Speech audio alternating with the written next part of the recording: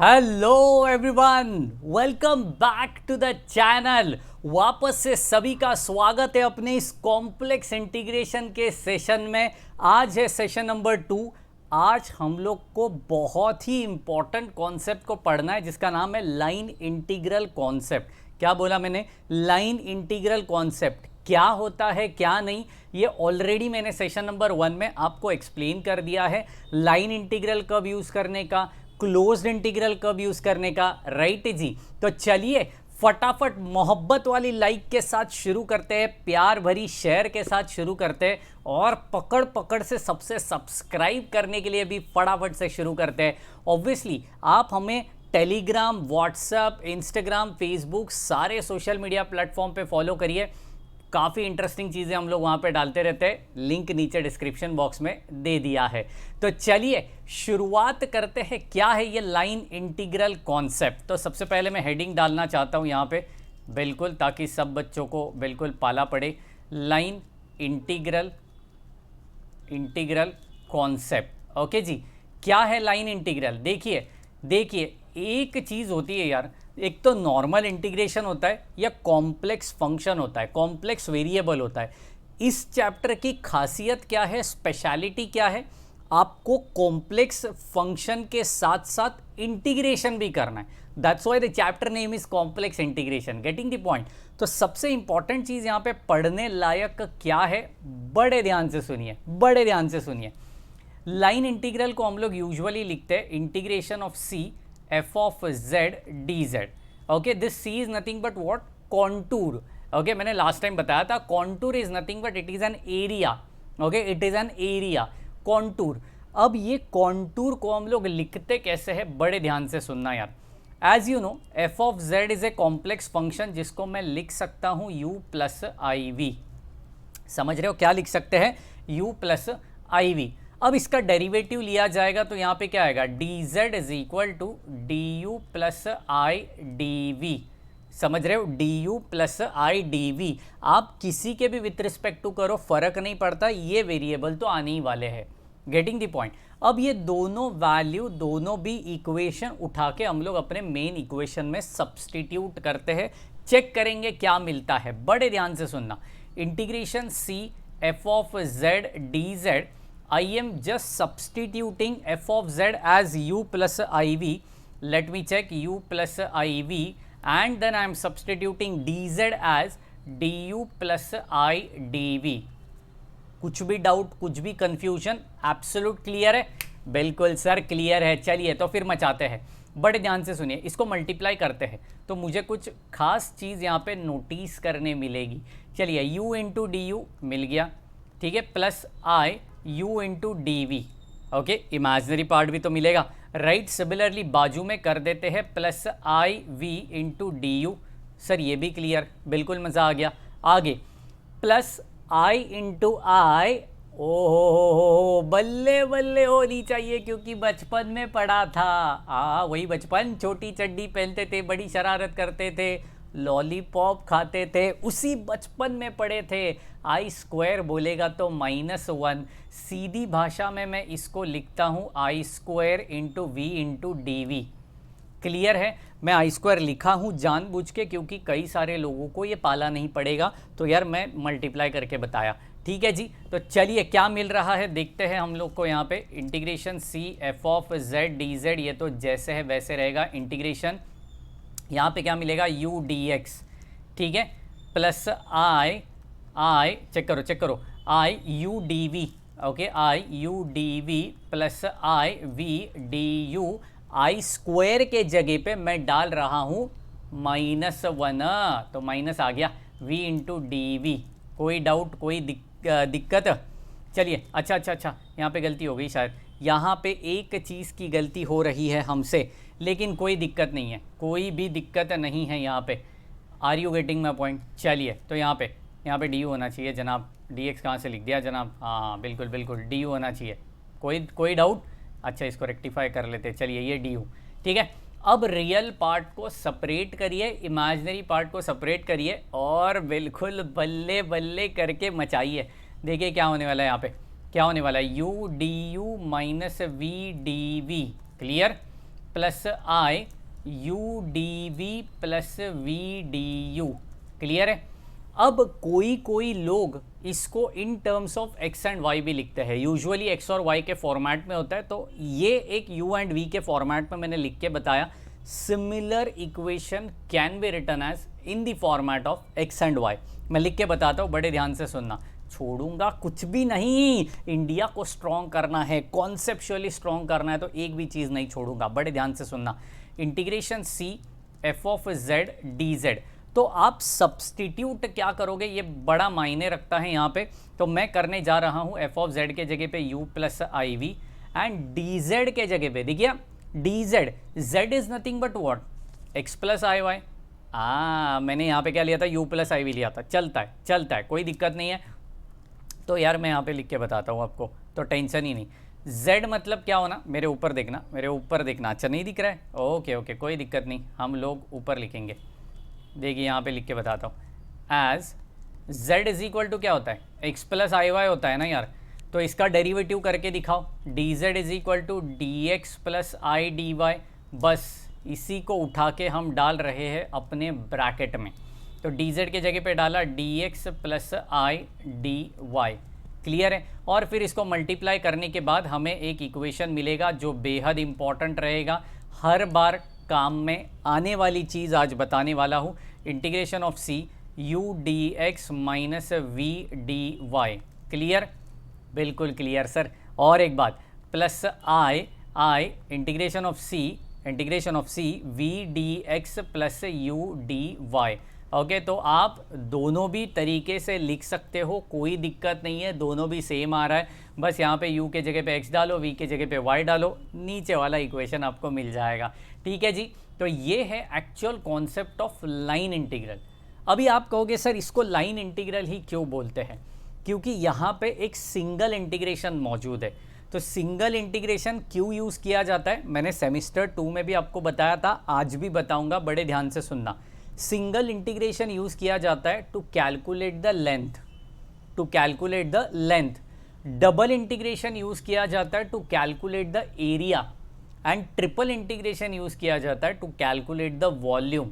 तो लाइन का क्या निकालते हैं, लाइन का एरिया होता है, गाउटीगिरी नहीं, लाइन का वॉल्यूम होता है, अबे नहीं बे, लाइन का लेंथ होता है, इसके लिए उसको बोलते हैं लाइन इंटीग्रल, जहाँ पे सिंगल इंटीग्रल हम लोग यूज़ कर रहे होते हैं। क्लियर है? तो ये बड़ा इंपॉर्टेंट चीज़ था। चलिए किस अंदाज में इसके सम्स को पूछा जाता है ये भी बता देता हूँ। आज एक सवाल ले रहा हूँ आपके सामने, ये रहा, इवैल्यूएट, बड़ा ही इंपॉर्टेंट, मुंबई यूनिवर्सिटी स्पेशली ये सवाल काफ़ी दफ़ा पूछा गया है। ज़रूरी नहीं है कि मुंबई में पूछा गया तो पुणे में, नागपुर में, औरंगाबाद, जलगांव, AKU, GTU इसमें नहीं पूछा जाएगा, सब में पूछा जा सकता है। ठीक है, तो कॉन्सेंट्रेट करिए। वेयर ये सी बड़ा इंपॉर्टेंट होता है, क्योंकि हर न्यूमेरिकल में सी अलग अलग हो सकता है, कभी सर्कल होगा, कभी सेमी सर्कल होगा, कभी क्वार्टर सर्कल होगा, कभी इलिप्स होगा, कभी पैराबोला होगा। राइट जी, तो कुछ भी हो सकता है। कॉन्सेंट्रेट अपने को सी के ऊपर करना है कि उन्होंने क्या दिया हुआ है। तो चलिए सी क्या है, C is the left half of unit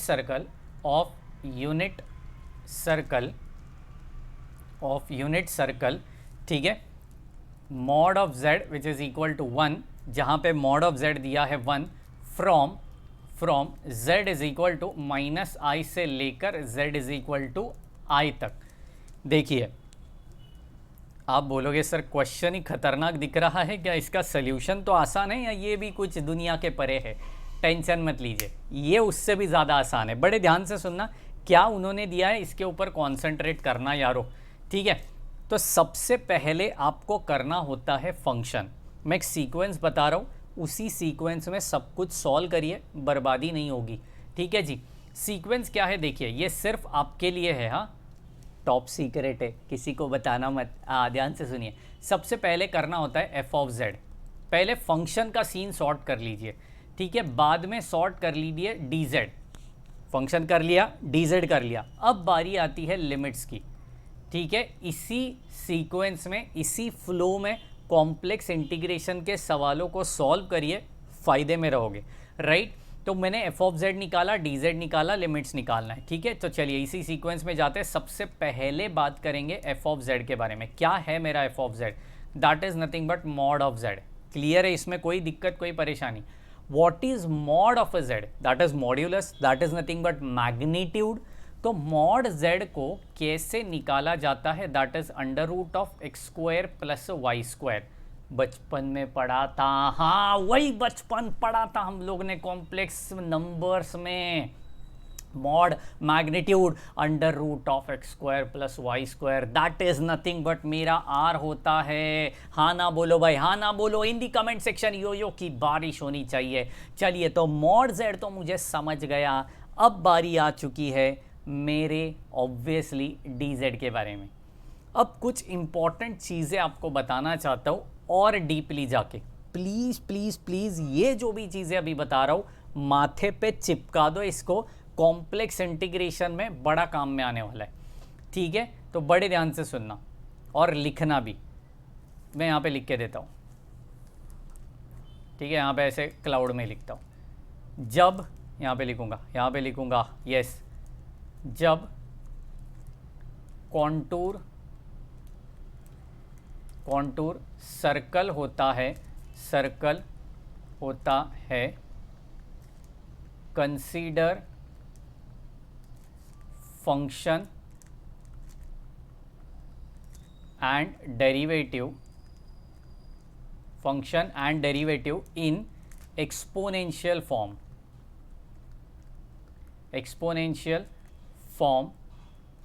of complex number. मतलब क्या? जब भी, फिर वो हाफ सर्कल होने दो, क्वार्टर सर्कल होने दो, पूरा होने दो, कुछ भी होने दो, सर्कल ये वर्ड आया तो आपको आपका फंक्शन जो है वो एक्सपोनेंशियल फॉर्म में ही कंसीडर करना है। आपका डीजेड जो है वो एक्सपोनेंशियल फॉर्म में ही कंसीडर करना है। मन में आया रहेगा किधर ना किधर, सर क्यों? रीज़न क्या है? क्योंकि देखिए यहाँ पे चीज़ क्या इंपॉर्टेंट होती है, e raise to i theta. Exponential form बोलेगा तो r e raise to i theta, r बोलेगा तो रेडियस, ठीक है, उसको सॉर्ट आउट कर लेंगे। ई रेस टू आई थीटा, इसका डेरिवेटिव, इसका एक्सपोनेंशियल, मतलब इसका डेरिवेटिव, इसका इंटीग्रेशन बड़ा आसान होता है यार, है ना। एक्सपोनेंशियल फंक्शन क्या होता है? पत्थर दिल होता है, फ़र्क नहीं पड़ता डेरिवेटिव करो इंटीग्रेशन करो, इसलिए हम लोग उसको एक्सपोनेंशियल फॉर्म में ही करवा के देखते हैं, ठीक है। तो मुझे बताइए, z तो मेरा हो गया x plus i y, that is nothing but r e raise to i theta, है ना। x plus i y Cartesian form हो गया, r e raise to i theta exponential form हो गया। कोई गाउटी है जिसको नहीं समझा? हाँ जी बिल्कुल।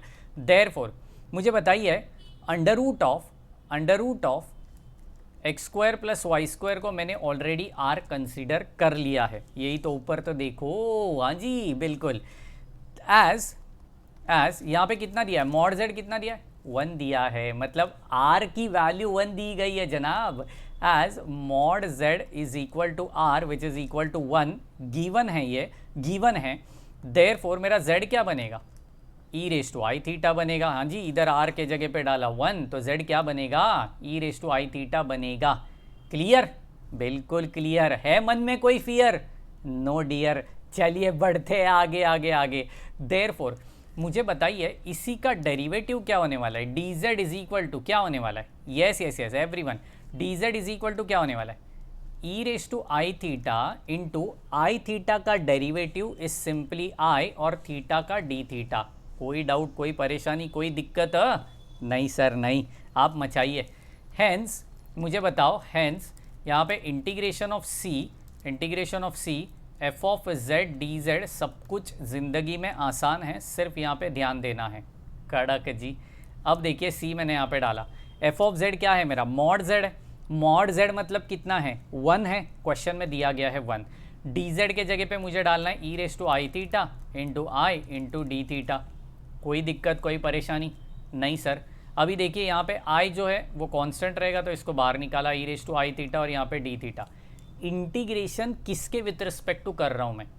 थीटा के विथ रिस्पेक्ट टू कर रहा हूँ, तो जाहिर सी बात है, कंफर्म है कि मुझे लिमिट किसका चाहिए? थीटा का चाहिए। तो थीटा के लिमिट ढूंढिए जनाब। देखो मैंने क्या कहा था, पहले मैंने एफ ऑफ जेड ढूंढा, फिर मैंने डी जेड ढूंढा, अब धीरे धीरे लिमिट में उंगली कर रहा हूँ। चलिए चलिए चलिए, लिमिट में उंगली करते, बोलेगा तो ढूंढते। हाँ जी, चलो तो एक काम करते, उन्होंने दिया क्या है उसके ऊपर थोड़ा कॉन्सेंट्रेट करते, फिर सर्कल को ड्रॉ करेंगे। ठीक है जी, ये मैंने एक्स एक्सिस वाई एक्सिस बचपन वाली हरकतें कर दी यहाँ पे। C is left half of unit circle जिसका रेडियस 1 है। ओके, हाँ लेफ्ट हाफ कहाँ होता है जनाब? यहाँ पे होता है मेरा left half of the circle, बिल्कुल है ना, left half of the circle. आपका हाफ, वो सर्कल का हाफ। ओहो हो, चलिए यहाँ पे होगी z is equal to i, क्योंकि इमेजनरी एक्सिस पे है। यहाँ पे होगी z is equal to minus i. कहाँ से कहाँ तक जा रहा है? माइनस आई से लेकर प्लस आई तक जा रहा है। कर दिया मैंने सॉर्ट आउट ज़िंदगी को। राइट है जी, यूनिट सर्कल है, इसमें कोई दिक्कत नहीं है। नीचे वाले में एंगल कितना होता है? 270 डिग्री।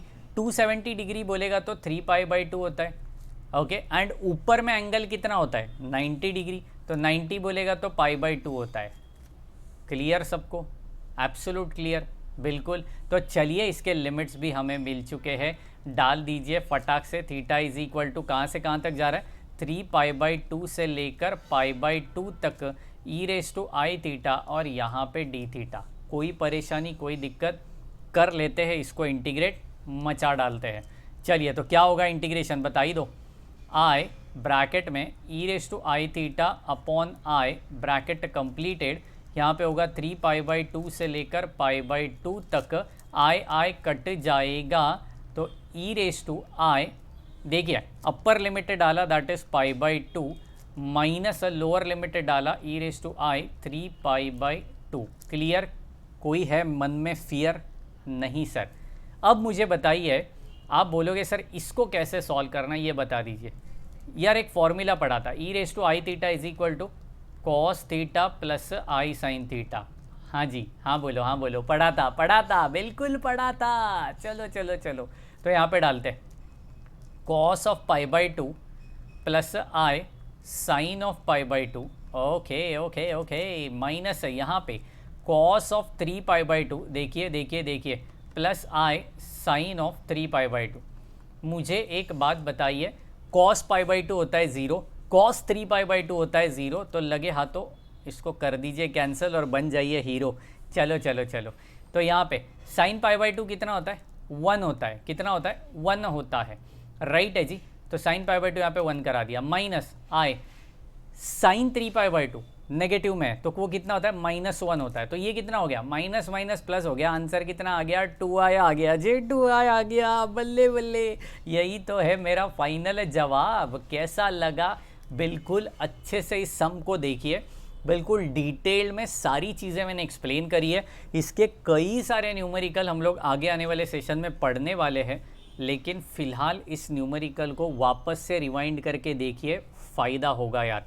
ठीक है जी, तो ऐसे ही न्यूमेरिकल्स के लिए अपने चैनल के साथ बने रहिए, फ्रेंड्स लोग के साथ ज़रूर शेयर करिए, क्योंकि sharing is caring, and like करना बिल्कुल ना भूलिए। मिलते हैं नेक्स्ट सेशन में, तब तक के लिए bye bye, take care and thank you so much guys.